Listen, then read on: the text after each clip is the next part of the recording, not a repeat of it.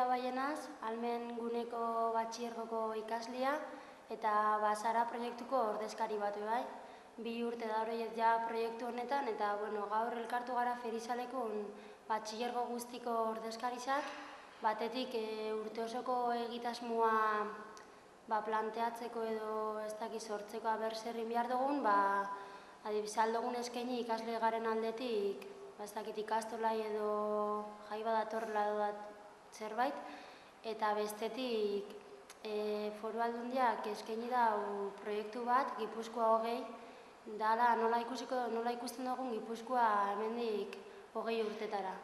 Orduan, lehenengo eta behin jarri duzko bidizo bat, eta guk bota ditugu, idatzi dugu kartel batean, batortzen jakun ideiak gai honen inguruan. Gero, 2 marrazkin ditugu baten gure herriko leku politxenak eta bestien Gipuzkoa mailako leku politxenak. Eta ondoren, emonduzko 12 gai, euskera, genero indarkeria, energiak eta holan, eta ibili gara beraien inguruan hausna hartzen eta gure iritziak ematen.